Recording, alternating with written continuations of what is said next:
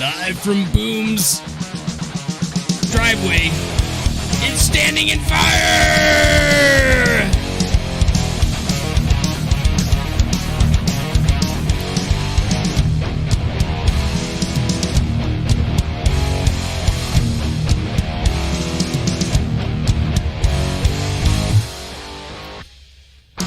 Welcome, everybody, to the Standing in Fire podcast. I am Boom, and tonight it is a very special night because I'm literally broadcasting live from inside of an RV. This space here is all RV. Are you guys excited? Very excited. This is gonna be off the hook. Boy. Yeah, boy. Oh my gosh, I don't even know what to do. So, this is how this all went down. So I decided on a wild hair. Now I have been on spring break for the last couple days, but the entire time I've been on spring break, I have been wrenching and working and slaving to make this RV into my home that Militus talked me into when he came up with this wild harebrained idea for me to go around the country in what'd you do, 7 weeks? I'm not even going to do 7 weeks. This is all 5 on you. weeks, but I don't remember talking you into it. Oh, I this just is remember all your you. house. You made it sound so amazing that I could That's because not it was. pass it up. Yeah, so I didn't have a choice to not do this. I had to do this. So I've been wrenching. Like, I've been in the engine. I've been wrenching on stuff. I've been putting things together. I got stuff on this thing all working. And then I said, after a hard day of working, what should I do?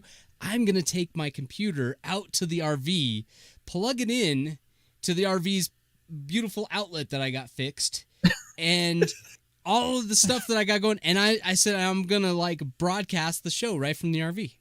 And that's where I am right now. So here we go. Nice. Yeah, and we're going to talk about Pantheon in the bus that I'm hoping that Archive bus.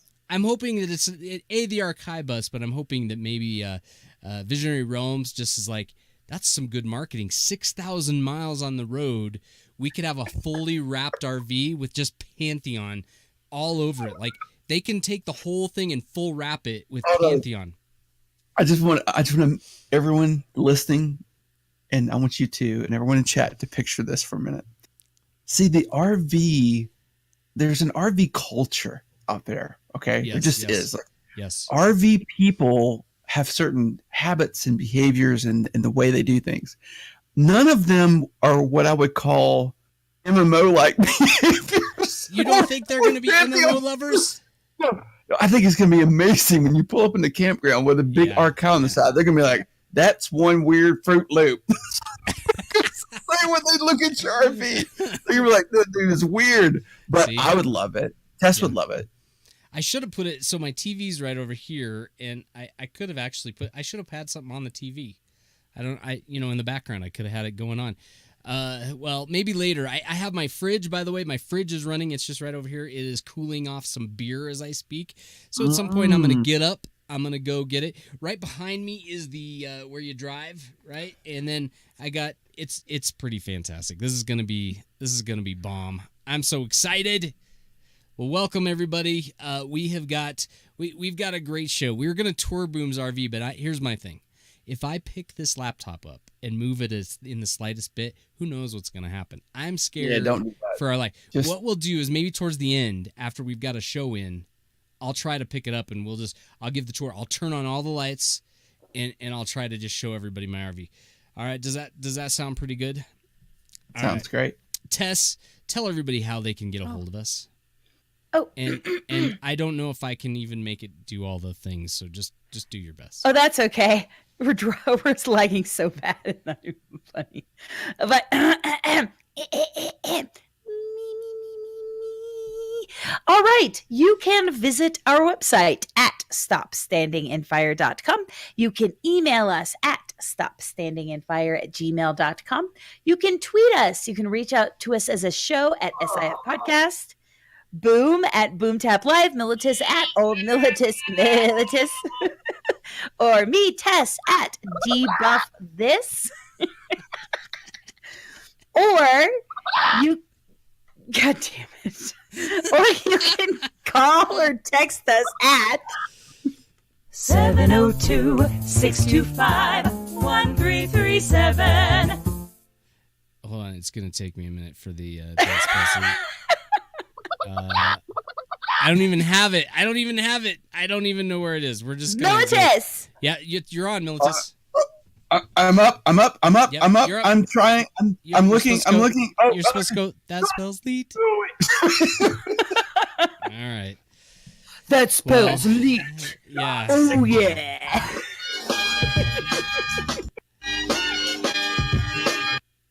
Well, we had some phone calls, texts, and tweets this week.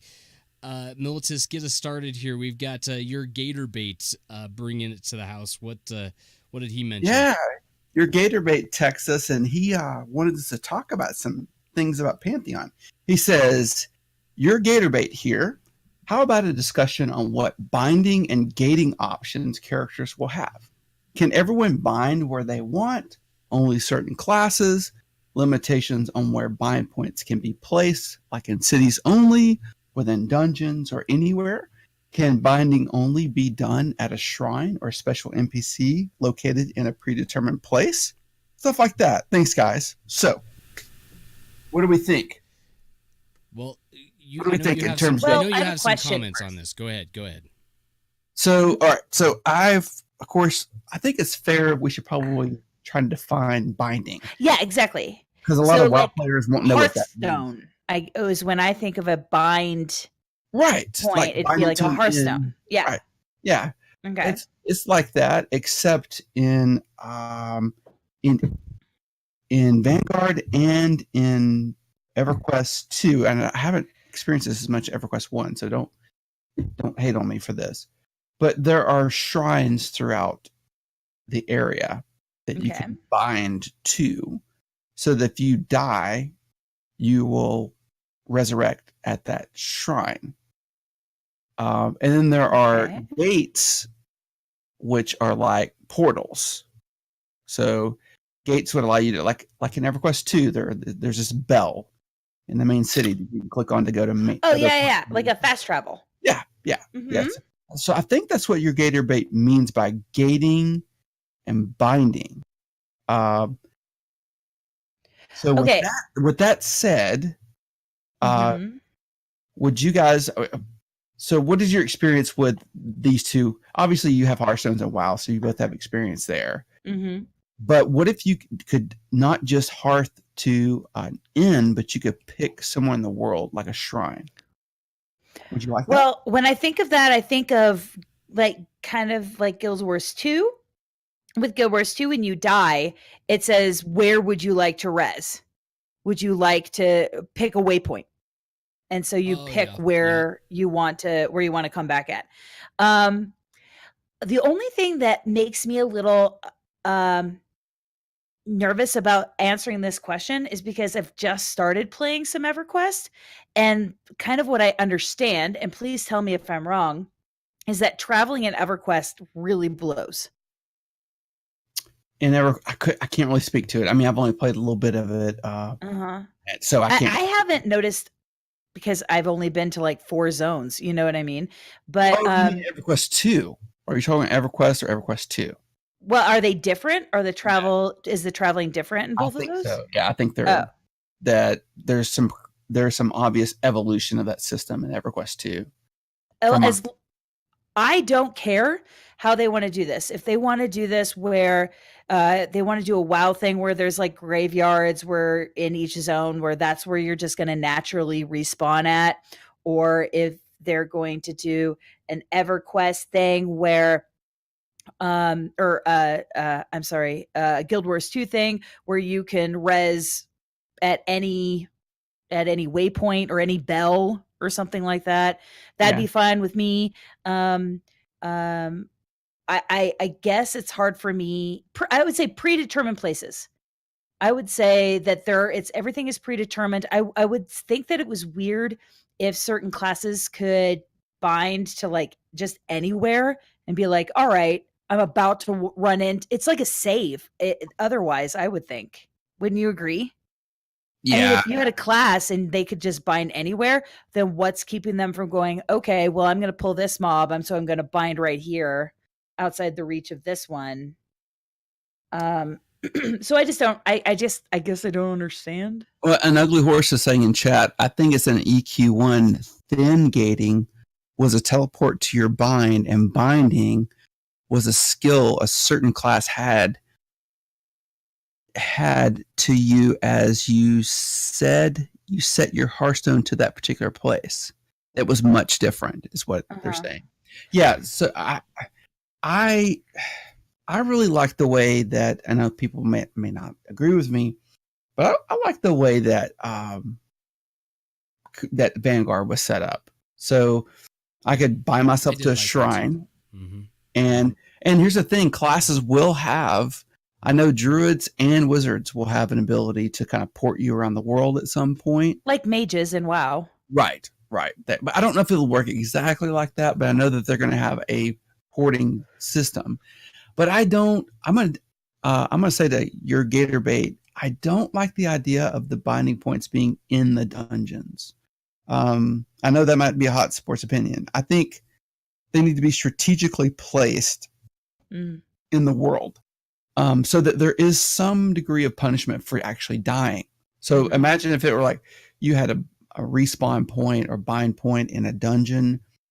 Maybe you're going to be a lot more careless and just die because you're like, well, we're just going to res right back here. Whereas if you had to fight your way through a bunch of mobs to get back to where you are, you're probably going to be a little bit more careful. Well, and that's true because with WoW, it wasn't even with the graveyards, all you lost was kind of a little bit of time while you flew back to your body. You didn't have to fight anything. You could just go back to your body and res. These are going to be public dungeons, not instance dungeons. So the respawns are real. Yep. Yeah. Yep. But ESO, But you can face roll a lot of that stuff. In ESO, if you, it's easy to res yourself. You just have to sit there and wait for a minute. Yeah. Well, I think that there's I'm hoping this is an area that could be open for some new ideas. Did you hear a new idea there, Militus? On No. I was just looking back at chat, and they're saying the Florian saying that only caster classes in EQ1 could bind. Yeah, right. Only they could bind. So all the melee classes were begging. Yes. Oh my gosh. You'd always be begging from those other classes. I think that's where the class thing is kind of a little weird for me. I think so. World of Warcraft got the Hearthstone became like the central hub, and that central hub became very integral. And you know how you would just kind of, they started having multiple Hearthstones, and you started going to this expansion, that expansion. Yeah. It was you were kind of bouncing around and stuff. And I get where that was all coming from, but I mean, to me, for immersion, I always thought it would be fun if I had to pay attention. Let's say I'm in the dungeon that I'm running with my guild that night. It'd be cool if I had to pay attention and I res in the closest town, where I actually set my Hearthstone. It'd be fun if before you go to the dungeon, you have to actually go to the town, get your supplies, set your Hearthstone. Otherwise, you're going to die back somewhere else. You're gonna go, and that's the way it is, and that's the way it is in Vanguard. Yeah, and that's exactly the way it is. Right? Yeah, I do too.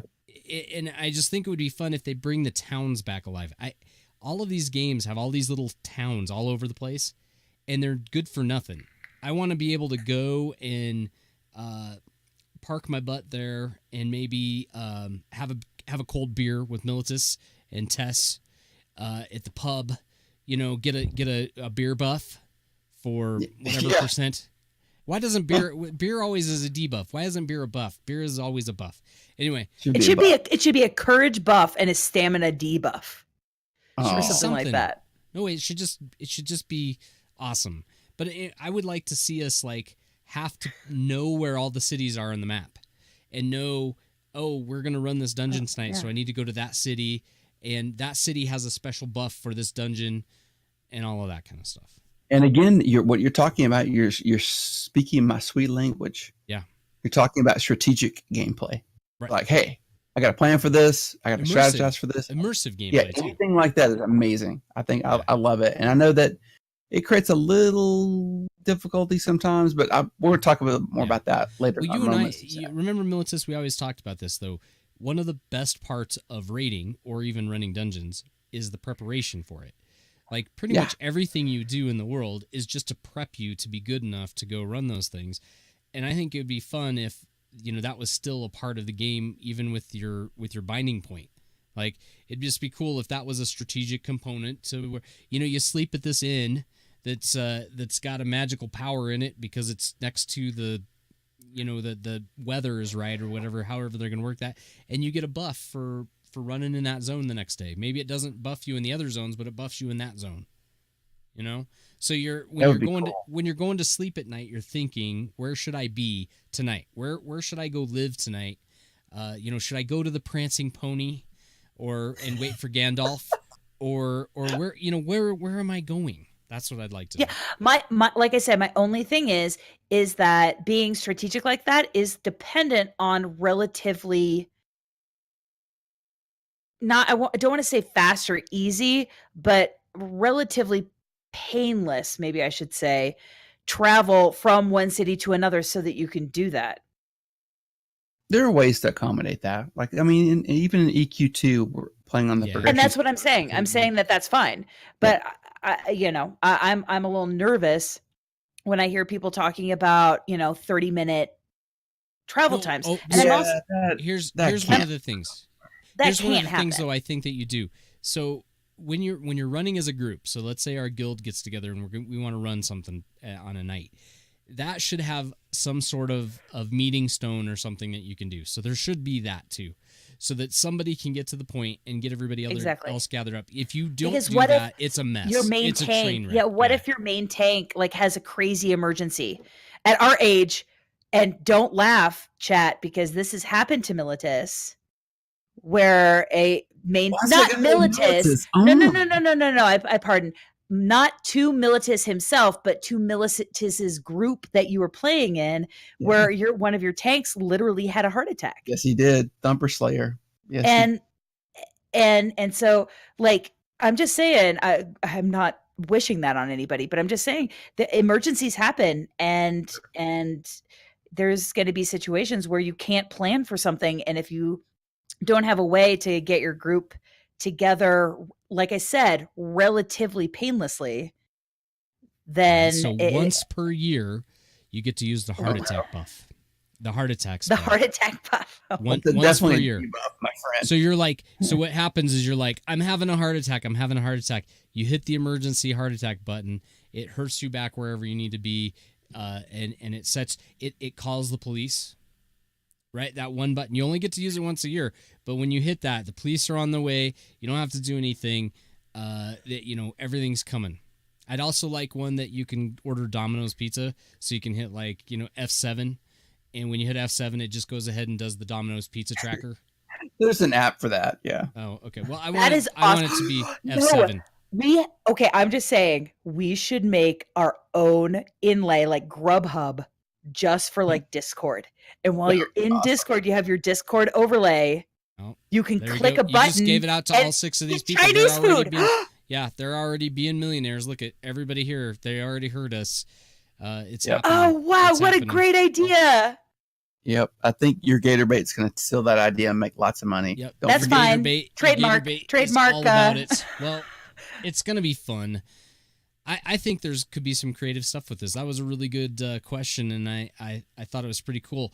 Nikayla today in chat had a question. Said, "Hey Boomtap, I haven't read much into Pantheon due to it being so far out still, but what is the solo versus group play going to be like? Will I be able to solo a bit? I know you and Tess enjoy soloing also. Is that going to be a thing?" So that's what we got asked a question about. So.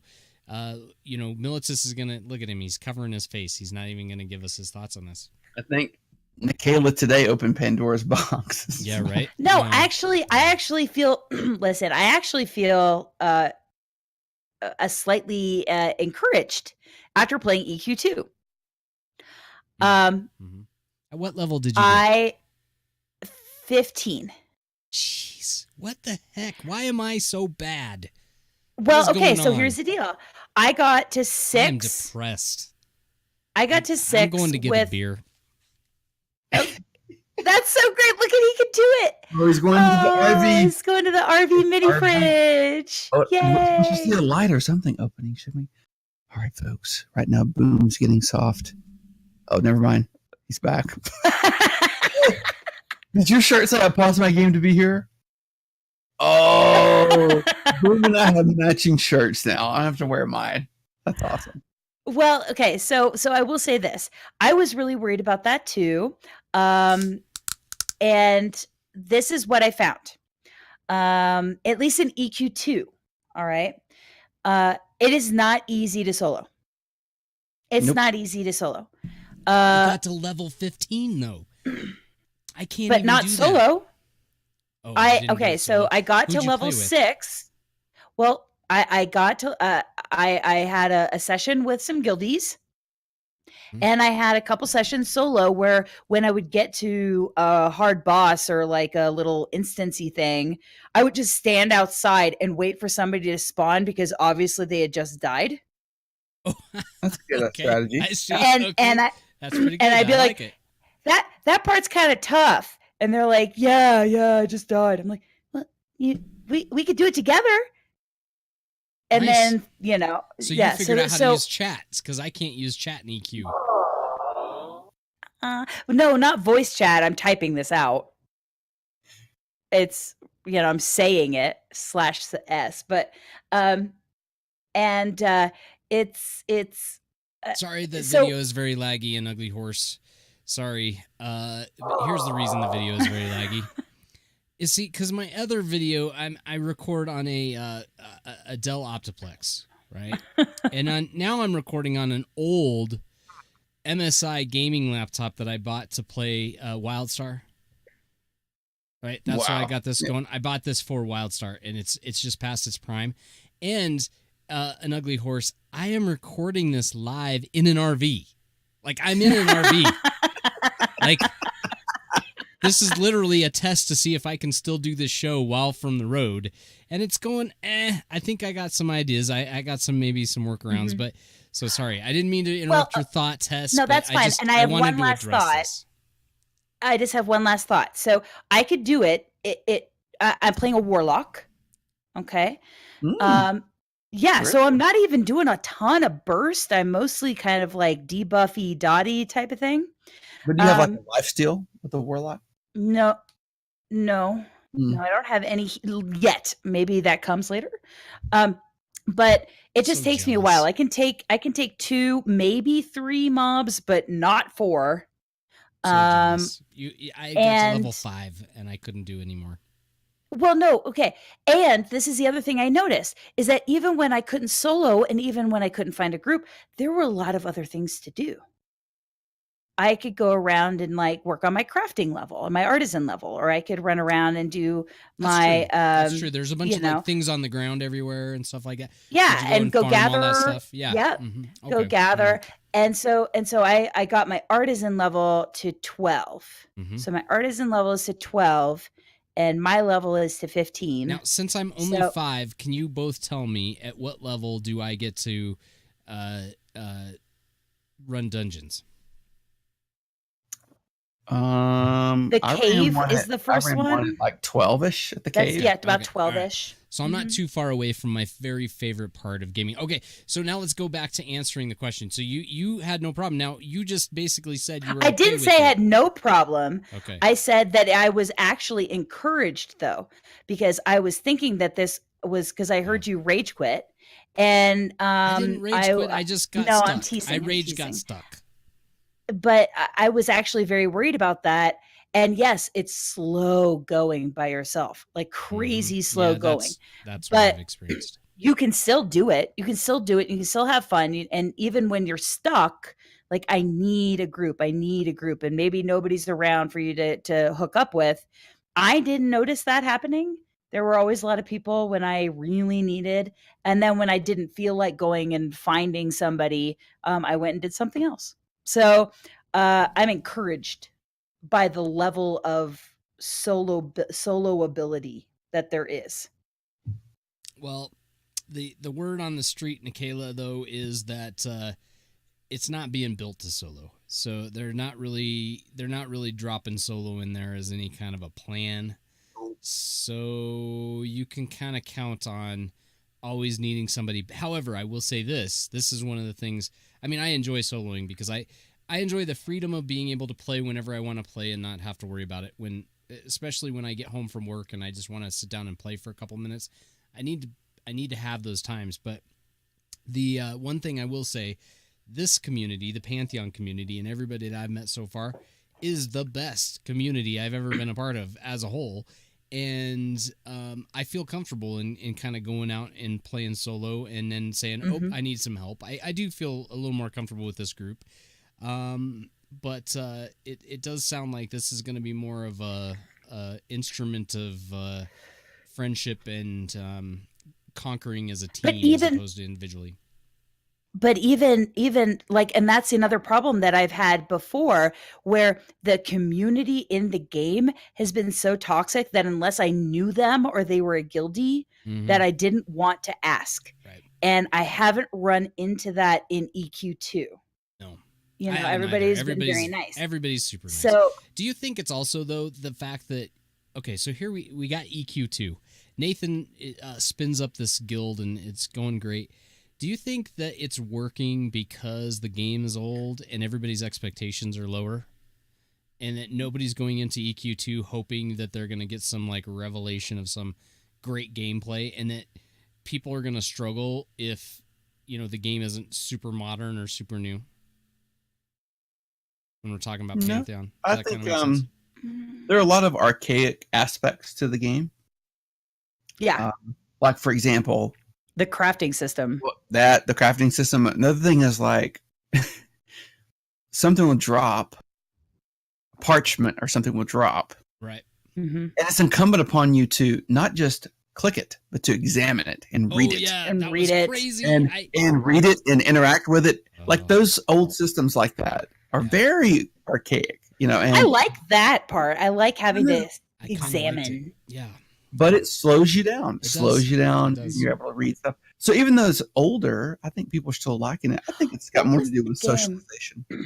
There was a game, and I can't remember what it was. I don't think it was an MMO. I think it was an RPG, where not only Tomb Raider.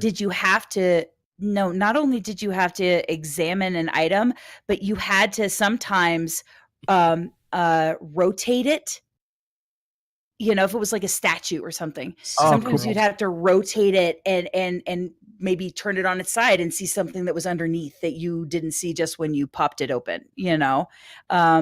Like that stuff I'm fine with. I think that that's kind of fun, and it lends a little bit of realism, but yeah. Well, I think it's going to be okay. All I know is don't expect that calm just running by yourself thing. I don't think that's happening. I'm looking desperately for the news segment intro bumper here. I've got the Militus segment there. Let's see. I think that, what would be cool is if these are in alphabetical order. They're not, but that's okay. I still Can't you right click sort? Oh my goodness. Don't know your gaming news? Well, neither do we. But who the cares?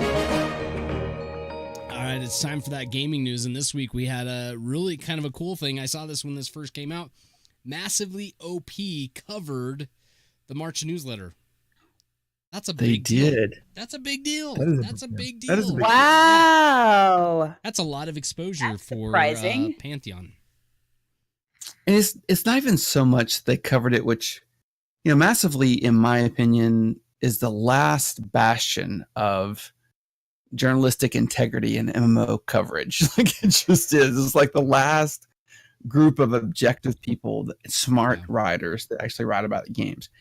And, you know, the article is decent. It gives kind of a summary of the March newsletter and talks about some of the systems, which is cool because Massively's got a huge audience of MMO players. But here's what got me interested in this. Massively has covered Pantheon in the past, right? And I look to see the comments, or I think the pay dirt, because now you're broadcasting not to just a very niche, narrow audience. You're broadcasting to lovers of all things MMOs. Right, and that right. covers everything from EverQuest to WoW to Final Fantasy to Trove. I mean, there's all kinds of games in that space. So getting their audience's feedback, I think, is really insightful. And so I'm going to just read you a couple of these.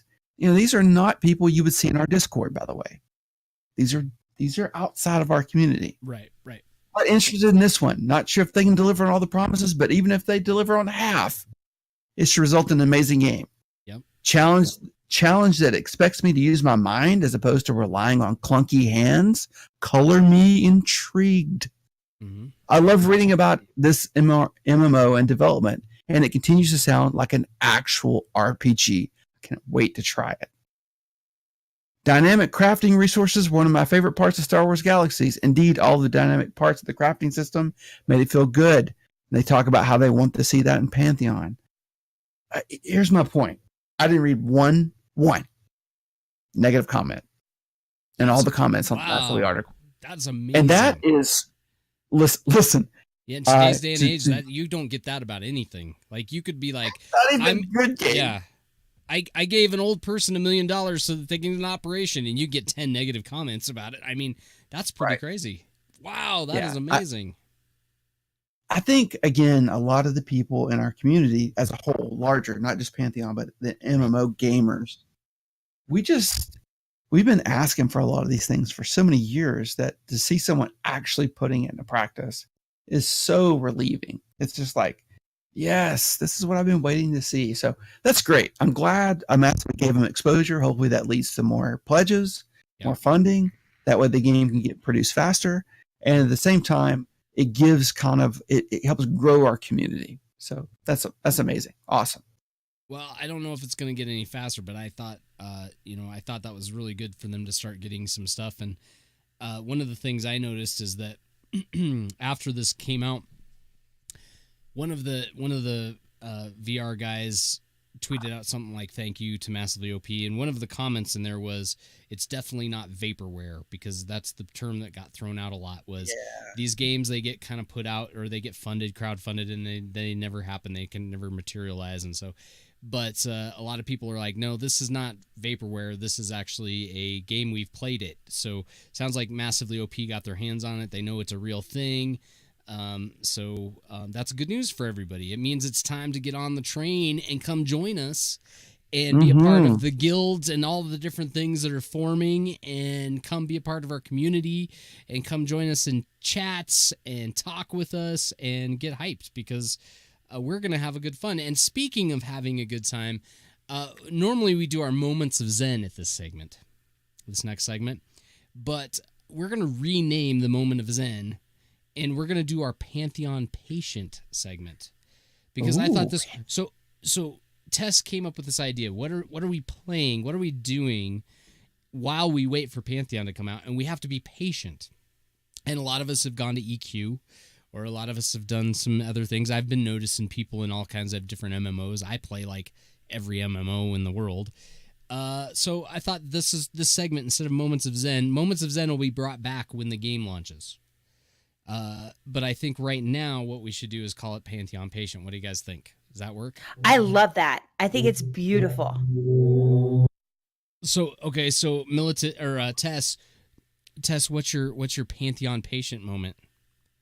Well, what made you patient this week? Welcome to What was that? Don't give Mila a soundboard. Goodness gracious, Militus. All right. No, okay. No, it's fine. I headbutted that one into existence. I'm so sorry. Okay. All right. So I already mentioned it a little bit. I played some EQ. Nathan and Winter took me under their wing, and they took me out into like the first kind of dungeony area. Now it's not an instance dungeon; it's like an open event kind of dungeon. I had a really great time getting to know people, leveling up a little bit. Did you go to Black Burrow? Is that where you went to? Black Burrow? The cave. Oh, you went to the cave. Okay, cool. Yeah. Cool. No, they were going to do that the next night, and I couldn't because I had to babysit. It kind of goes in that sequence, like the cave, Black Burrow, and then Stormhold. Yeah, it was just Blackbird. It was just just the cape. But I had a good time and I got a little bit out of my shell. I'm really trying to get away of being afraid of grouping with people if I don't like personally know them. Even with guildies, that's hard for me sometimes, is if I don't like literally know you, it makes me feel bad if I ask for help, But everybody was so kind and so nice and it was great. And even just people in the world were really great. Especially when I had just had stupid noob questions like, all right, guys, how do I open my journal? Like I things like that. And everybody was great. But you guys, I was so excited. I was so excited because guess what is going to make me so Pantheon patient when it comes out in a year? What's that? There's a new game. What is it? Oh, I know. Guys. Vampires. Paradox announced Bloodlines 2. Oh, yes, I did. I watched it. I am so excited. That was the weird. Is all that game weird? Because that was a weird announcement. I watched it live on Twitch. It's weird. It was super weird. They did this like vampires. They did this weird reenactment thing on stage. It was very strange. I'm gonna play it. It looked like it. It looks worthy of playing. It's gonna be so cool. What a great game. So when that comes out, I cannot wait. I can co-op with you, so we can play together. Probably. I think it's probably all the other VTM games have had some sort of join up, friend. Join up, cool. Yeah. It looks pretty cool. Militus, how about you? What is making you patient for Pantheon, or what is helping you be patient for Pantheon? You've already got posters. You're buying me a big sign for you are the one that's going to be the hardest to be patient. What's helping you be patient? I'm being actually pretty patient. Okay. I am like keeping my patience so far. So I too have been playing EQ2. Been having a lot of fun there. So 2 things happened to me. Should I mention that I'm level 23 or not? Maybe I should mention that. Tess is already level 15. I don't know how that happened. I'm level 5. Well, let me 3 days. Hold on. Let me explain how it happens, Boom. So, as a former WoW player in lots of MMOs, I am not, and I was not. Let me restate this. I was not familiar with the term camping or the term body pulling until the past. Body pulling? Yeah. Let me explain. But no, that's how are you not familiar with that? Well, maybe you've never tanked. You never really had to do that in WoW. You do that all the time. You used to have to.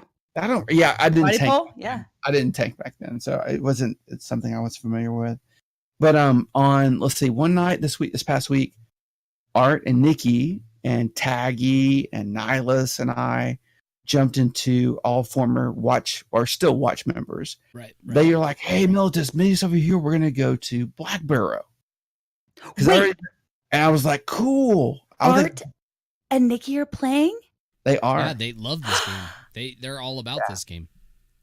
Yeah, they love it.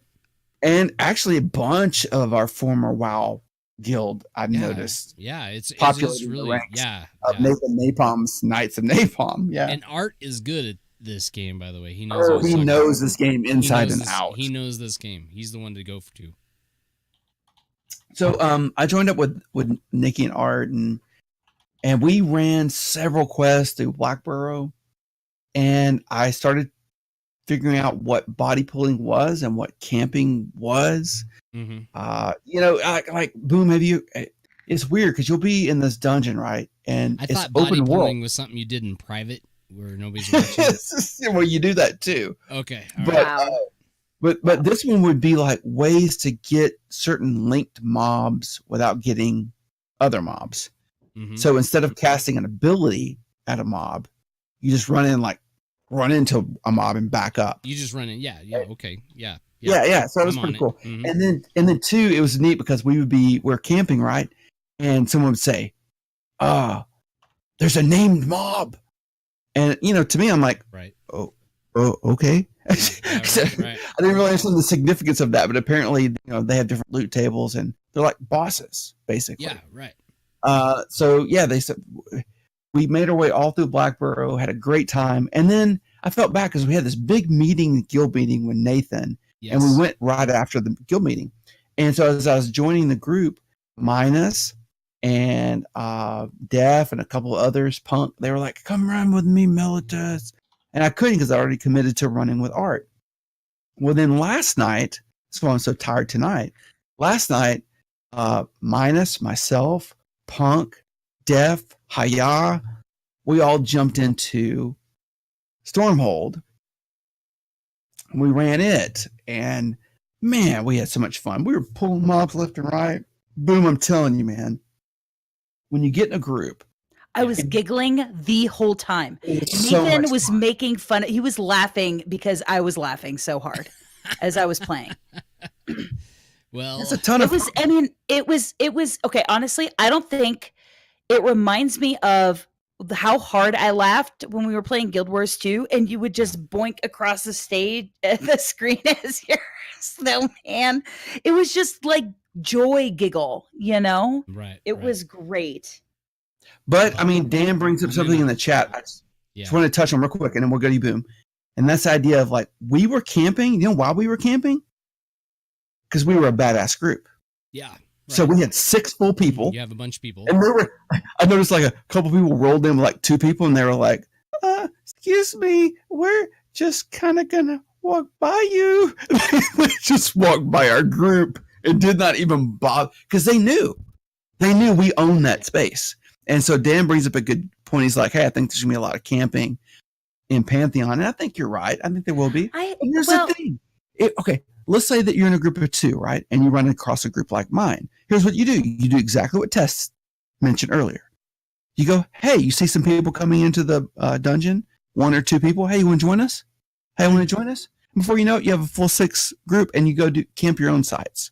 So I think that problem can take care of itself if you reach out to other players. I'm just worried. I'm just worried about 100% of the ninjaing. time? I just worry about ninjaing, like where I'm sitting here, and luckily, okay, this didn't happen, but I was really worried that this was going to happen this weekend. I was sitting here waiting for a respawn because I ran up on it of a named boss thingy that I had to kill. And I ran up on it right as it died. And I was like, damn it. And I sat there for, not an insignificant amount of time waiting for it to respawn. And right before it respawned, this group of 3 people, and I'm by myself, come running up, and I'm like, please do not steal this from me. Please do not steal this from me. I've been waiting and waiting and waiting. And they didn't. They stood back and they waited. Yes. Wow. Oh, I was now shocked. That's pretty amazing. cool. That's pretty cool. Well, I was shocked. That's pretty cool. What? They should No, have they didn't. They should have thrown me an invite. Yeah. But they didn't. They just stood back. Maybe they weren't trying to go for it, but they stood there and waited. Now, see, I was only level 4, but remember, Militus, we were going for those spiders. At level Yes, 4, we were. And I got ninja'd right out of my spider boss. Yeah, you did. I was trying to get him. Dude, good ninja That dude came and ninja my spider boss. I had to sit around and wait. But here's the thing. I think the reason he was able to ninja it because we didn't know where it was going to spawn, and we were in the wrong place. So he ninja'd it, but in some ways he kind of showed us where the boss was going to spawn. Oh, I remember that spider guy that was over by the big rock. Yeah, but you had to go up on top of the rock for him to spawn. The only time camping is going to be a problem, though, because camping is fine. I agree with you, Militus. It's not a big deal. I hate it. Unless it's a choke point for moving and advancing in the game. So if there's a thing you have to have, and now you get some spoon guys out there that are just camping it because they want to, and they're just making your life miserable by saying you never get this, and they just and they're doing it to kind of troll everybody and bottleneck the game. That's not cool. That can't happen. But if it's just like, yeah, there's just this mob over here and I can go to it, that'd be fine. I think they can stop some of this camping stuff by having things randomly spawn in different locations. So if you have it spawn right here and then it spawns across the map, you'd be set when it respawns. Florane had a good point, and this is something that Brad McQuaid said in one of the interview things that we've talked about before. Reputation. Florane says, when I played the first progression server of EQ1, when people stole things from other camps, they were blacklisted. And yeah, I think that's going to be a thing. So there people are you gonna go. Get ousted, huh? Yeah. Well, I also wonder about, okay, so I don't know how this works because I was in a group, okay? Mm-hmm. And drops, everything was like need or greed or pass, right? Right. But there was a treasure chest that dropped, and it seemed like the person that clicked it got it. Am I wrong? Or did that person just get really lucky and I feel got like all I three had things? the same thing happen, Tess. Yeah. I don't know I how think that works. treasure chest that drops is only lootable by people in your group.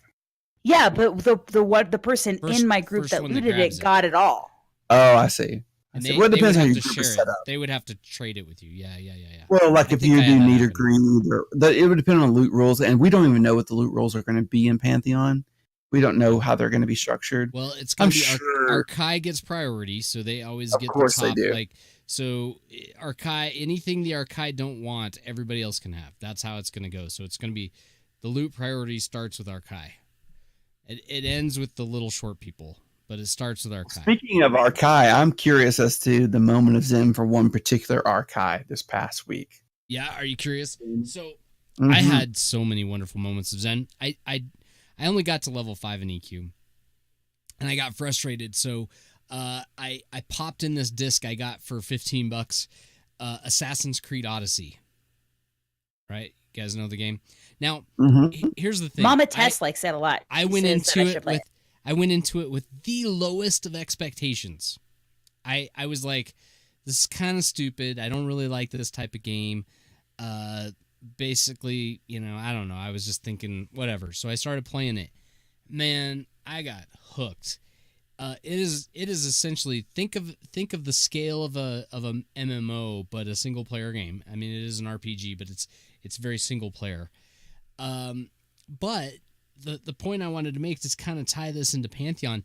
They did a couple things in this game that I think would be really cool with Pantheon. So when I was playing, you know how you were talking Melissa's strategy. So what happens if I pull the wrong guy and then I got some crazy guy that goes and runs in the camp and tells everybody and 15 more people come out? Like that kind of stuff, right? You get to do that in Assassin's Creed Odyssey. It is in there right now. And I have had moments where I've screwed up, like not being smart in how I've been pulling my mobs, and I'll have 15 guys on me, and I'm just like running for my life. I'm just running away, trying to get out of there. I think if that is part of the Pantheon plan, that is going to be really, really fun because it's a great mechanic, and they did such a good job with that. And then the other thing I can't think of, this is more of me just pondering the universe and trying to figure out how is it that Assassin's Creed Odyssey can be so absolute gigantic in scope, but a new World of Warcraft expansion is so stinking tiny. I don't understand it. This world is so big with so much content, and it's all just for that $60. I was giving World of Warcraft $280 a year of my money, and I got this little tiny game. I just don't get it. I'm like baffled by that. But that's just me, and I'm just kind of raging. I don't know. What do you guys think? I think there's good reason you should rage. And I don't think you have to worry about it so much with Pantheon. I think you're going to have so much content. Is it going to be big? It's not so much the content. Boom. I want a big world. It's going to be on a scale that you can't. I want the massive part of massively multiplayer online game. It's a coming. Okay, because all these other games are so tiny, and it's driving me crazy. You say that, but like you play Vanguard for a little bit. Did you see how big Vanguard was? Yeah, but that's old. Okay. But that's Brad McQuaid. I know, but I'm hoping. I got really high hopes for it because when I played Assassin's Creed Odyssey and I realized just how large the game was, I really have been having a ball because I'm exploring all these new places and going to all this stuff, and it's just engaging. Here's the thing with the Unity engine, the tools they have, Boom. Honestly, there's no way Brad and the team get away with not having a large world. I mean, I'm just being straight honest. I'm not trying to be an asshole about it. But Yeah. But with the tools that exist in 2019, right. It's not like 2003 or 2002. Like world building is much easier. So once they get like Project Fairthale done, they'll be able to kind of use that template and build other zones. And they've already built other zones. They built Alnish Pass and a lot of other zones. So like I think you're going to have plenty of a world to go exploring. Don't worry about that at all. You know how I don't know if you've seen it. Do you remember there was the video that came out and it started with the moon and then the Earth got much bigger and it just kept going and going and going. So it was like the moon and Mars and Earth and then it grew to the sun and the sun was huge and it just kept going and going and going. They did the same. Yeah, and thing then the solar system, then the galaxy, and then they did the same thing with maps. And I was like, oh, World of Warcraft's map is going to be way bigger than all these other maps. It's not even close to being the biggest map these days.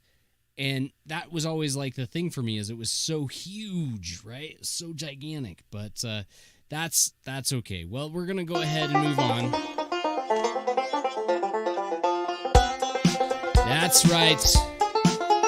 It's time for that. Well, it's not even deep south. It's Tennessee. We don't even know. Tennessee's just in the middle. It's just in the middle of everything, right? Do you say pecan or pecan? It's the RV capital of the world. It's where RVers learn to RV and where RVers go get other people to RV. Tennessee is the inspiration behind the RV trip, the great RV trip that is happening. That's why you're coming here. That's why you're coming here on your RV trip. I'm literally going to come see Militus on the RV trip. And we're going to go drink moonshine together. We're going to have moonshine. We're gonna. Who knows what we're gonna do, Militus? I don't know. We're gonna party. Nathan Napalm's gonna come down. He's already said he's gonna come. I was thinking about this, Militus. What if one of the days that I'm there, what if we get a campground? You bring your RV. I have my RV. We park them side by side. We get a fire going, big fire. All the kids hang out, right? Oh, dude, we can totally do that. We can absolutely. We shoot fireworks. Nathan Napalm comes by and runs around the camp naked. Anything, you know what I'm saying? Like all of that kind of stuff. We'll have a good time. We gotta go for it. This is we can like role play as Arkai and dwarves because I think Nathan wants to play a dwarf. Yeah, there we go. All right. Well, it's good. What do you got for us this week, Militus? So I got a kind of a unique post from Reddit for us to kick around this week. And it was posted by Ruliono? Anyways, maybe you could correct me. And the title of the post is, Should Beast Races Be Brought into Pantheon or Not? So he says, or they say, the title is pretty self-explanatory, but a beast race is specifically meaning animal. Scar is beastly, but not a beast. Yeah, it's not an animal. It's still a human, it's an ugly human. Right? Yeah. So other beast races featured in MMOs, like in EQ1, you had Ixar, like lizards, froglocks, frogs, Varshir, cats. People like those things. People like these animal Ratanga, rats. I mean, our good friend Minus plays a rat. Yeah, I'm running around with him the other night. He's a rat. I'm like, dude, you're a rat. Yeah, he likes it. Lizard people, like wolf, kind of werewolf type people. Char, like from Guild Wars 2. Yep. Tauren from WoW. Pantheon from WoW. Worgen, and they mentioned Pantheon. Yeah, I forgot about them. Yeah, they got added towards the end there. Mm-hmm. So, what are our thoughts about? Because that kind of lit off quite the firestorm of opinions. I wanted to get your opinions and chat opinions. Do you guys think that they should introduce Beast? And second question, should they be evil?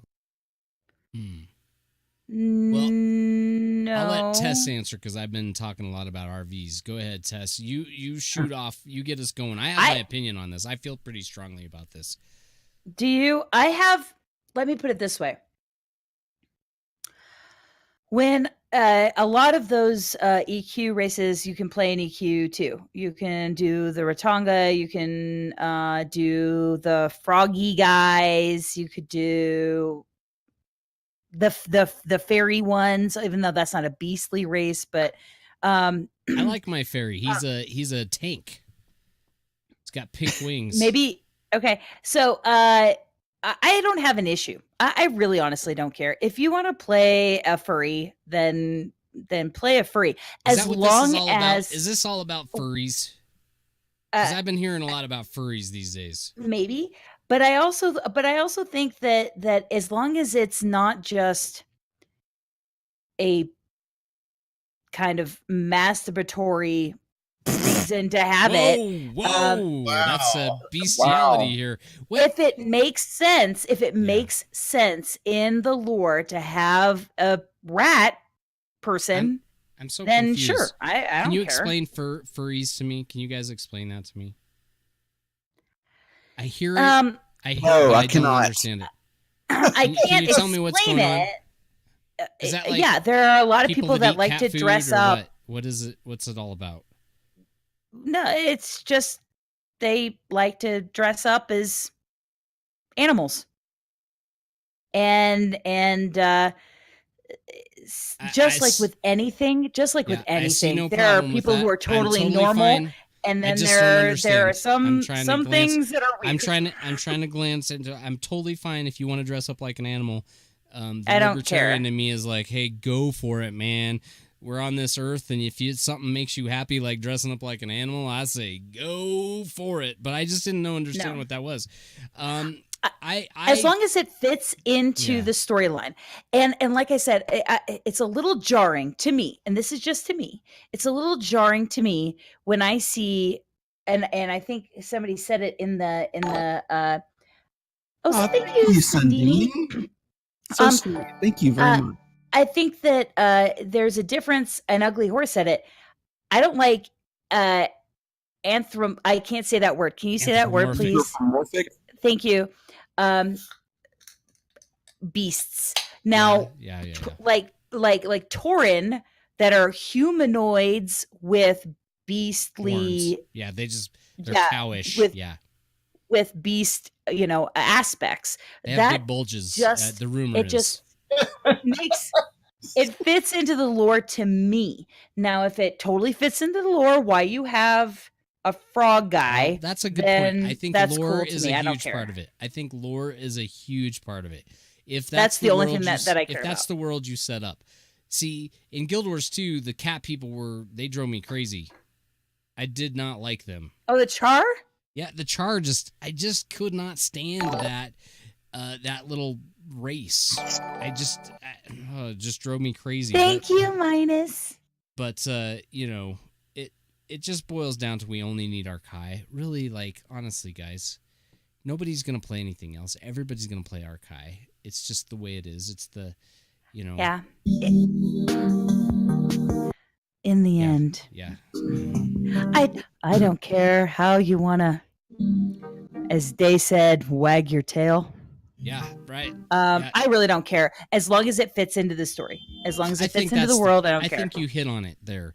It's got to be it has to be part of the story. It can't just be something that you kind of threw in. Like, trying to think of a good example. I don't know. Sometimes it just feels Pandas? Like pandas? Well, that was awkward as hell. Come on, pandas. That was really? Part of the game originally, though. The Pandarians were there in a long time but ago. they were mentioned in they were WarCraft. mentioned, so it was like a whole thing. Yeah, I don't know. I'm kind of the opinion like what you guys have been talking about. To me, okay, here's the thing. It just breaks me out. Okay, EQ2. Let's go to EQ2. Right. Real world tangible example. Yeah. When I see a dude who's a rat jumping around ribbit in front of me like a frog. Right. I'm like, what the hell is that? It just breaks me out of the, like, I could be like crafting. My immersion is done. Oh, done. And when I see a dude like ribbit, he walks up, I'm like, dude, you just look weird, bro. It just, again, here's the thing. I'm not trying to hate on anybody. If you're having fun, cool. Yeah. Have fun. I'm just saying for the game to cohere. Mm-hmm. I just don't think having bizarre. One other analogy, if I may. Let's go to mounts and WarCraft. there was a time when I saw someone riding on a goat. That's cool. A horse, I'm like, that's cool.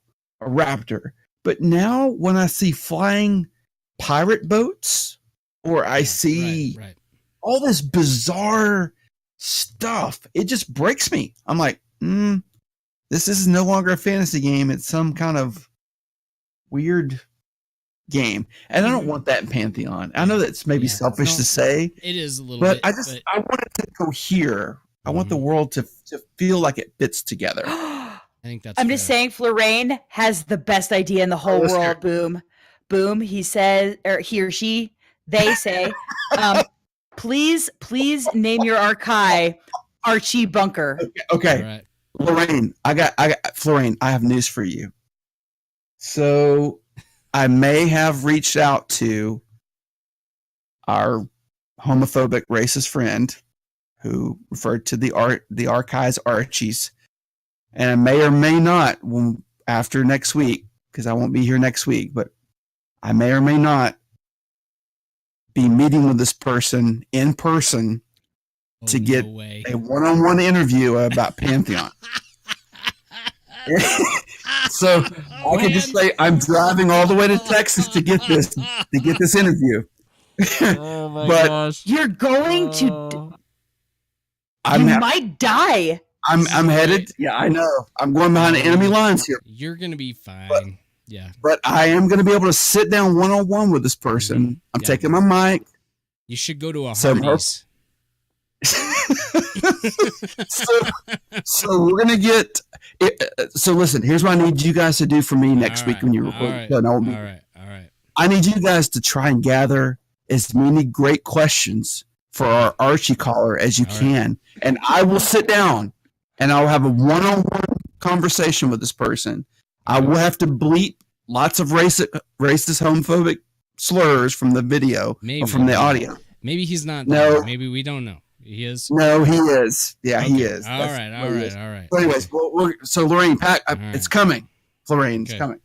All right. Well, we'll bleep it out and keep it friendly to everybody. But it would be fun to see what this person has to say. I like that. I think that'll be kind of. I don't know. I think that'll be kind of fun. I'm excited. Well, I'm looking here and I'm looking through all this stuff, and I don't have the getting soft sounder.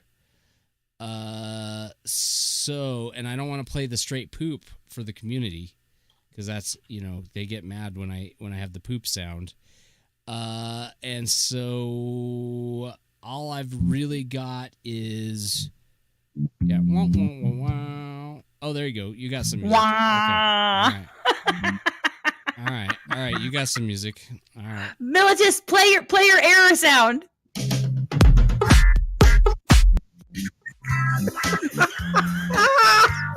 There we go. That's got a waka chicken in it. Can you let that play? Can you let that roll?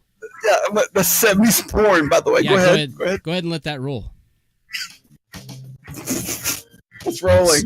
It's time, ladies and gentlemen. Oh, it's stopping. It's cutting in and out. To get soft. That's right. Get soft with the community. I like that. That's got to be our new sounder. That's amazing. It's cutting in and out. I don't know why it's cutting in and out. Sorry. I think it's because it's grabbing it in your you've got a limiter on there. But my mic, yeah, your mic's great. It's not quite making it past that. But let's go ahead. We're gonna get soft with the community. Who do we have to get soft with this week? It's kind of a lot of the usual suspects, but of course we get soft with Nathan. We got to get soft with Nathan. His puppets, man, are in overdrive. Like they're off the hook. Did you see this test? Did you watch this? He did this so Brad funny. MC Quaid hate mail funny. Monday. I have not seen it. Is it awesome? Amazing. Oh my gosh. My favorite part of the whole video. He made the Brad MC Quaid puppet. Mm-hmm. Uh-huh. And so throughout the whole video, he's like, okay, we're going to do a live Q&A with supporters. Of course, the first question, when's Alpha? Right? He's like, well, we're not ready to. Yep. But all throughout the video, Yeah. When's Alpha? And at some point, like about the midpoint of the video, the puppet just does this test. He goes, and he just bangs his head into the keyboard. Oh. It's so great. It's so great. It's so good. Oh, it's so good. It's amazing. Yeah, it was so good. All right, we had Baz Grimm March newsletter Baz Flash. He's always he's always one to get soft with. Yeah, he did. And okay, one other video before we skip over Nathan entirely. That's just for you, Boom. Oh yes, you must go watch this video. It talks about mentoring in Pantheon, and that's for you. I know. You need to go watch that. I know. I feel like Nathan mentored down for me. I feel like Nathan always has to make videos to try to explain things to me. Like I feel like I think you are Nathan's perfect demographic. Inspiration. Yeah, he's like, okay, his computer sucks. I'll make a video on how to fix that. Oh, he can't do it. I'll make a video on how to mentor down. Which, by the way, just proves my point about mentoring. It just proves my point. I'm inconveniencing him. That's okay. All right. So Baz Grimm does the March News. Chris Kane has War of the Damned, Banshee of Terminus. Yes. Both amazing. Yep. You gotta listen to them. His voice is so good. Appealing. Yeah, if he could do the getting soft to the community thing, he could make it sound. Okay, I bet if we reached out to Chris, he would do it for us. I think he would. If we reached out to him, we're like, dude, we just need getting soft. We need something that sounds like you're getting soft, right? You're getting so soft you can't stand it anymore. It's like super duper soft. But Boom, I don't see a soft GIF on the stream. I know, because we're not even trying that. We barely got the stream to go. You guys just do I need to break out the limp plantain again? I mean, what do I need to do here? Well, we're gonna do that. So we're gonna next week. All the limp stuff will be there for all of the softness. Pantheon Plus. No, just leave it off. We don't need it anymore. Pantheon Plus did a video specifically for who was it? Our person in chat, Nikayla. Called and specifically for Boomy, not designed for solo play, not designed for solo play. Okay. Hold on, this video, Minus made the mistake. Well, not mistake. That's a strong word. Minus made the decision to post this to Reddit, and it went ape shit crazy. Last time I checked, it had 140 comments or something insane. Like, it sparked some serious ass debate on Reddit. I loved it. Minus, drop more videos like that, dude, on Reddit, because honestly, like, I love your videos. I'm not going to be complaining about any position you take, but I love to just sit there and eat my popcorn and read the Reddit comments. So please produce more videos like that. That was amazing. Yes, that is pretty awesome. And of course, he had the Monk Roundtable with Haya as well. Yep. Monk Haya Roundtable. Monk. Is anybody going to play Monk? No, I don't like Monk. You know, it's too bad that our friend Fragile is not in chat with us, because that's his main class, as it is our friend Haya. That's his main class as well. Yeah. Well, it's going to be good stuff. Well, let's go ahead. And what I'm going to do is I'm going to try to move us on down the road here. And we're going to try to get this one all closed. This is the podcast that almost never happened. Because I'm in my RV! Last week. I'm in an RV! This is supposed to be a new week. I'm literally in an RV! This sucker is mobile. This is a mobile podcasting center right now. I can take this sucker on the road. Well, I have a huge shout out to Minus for arguing with me about the Google Stadia. I just wanted to shout out to him. We were talking Google Stadia. I said that the game should be on Google Stadia. He disagreed. I got a shout out to Nathan Napalm for offering to help me all the time level. Shout out to that. And I just want to shout out to the community, everybody in chat. Like, there's 12 wonderful people right now that are just like chitter-chatting on this thing. I've seen all these names flashing up here. You guys are awesome, and I really appreciate all of you for coming out and supporting us, especially on a night that we didn't expect to podcast. That's really awesome. How about you, Militus? Got anything? Yeah, I got big shout outs to give tonight to one. I want to thank I want to thank Josh and Lex and Yarn and Sky for having me last week on their big community 3-year celebration. That was awesome. There was a cake involved.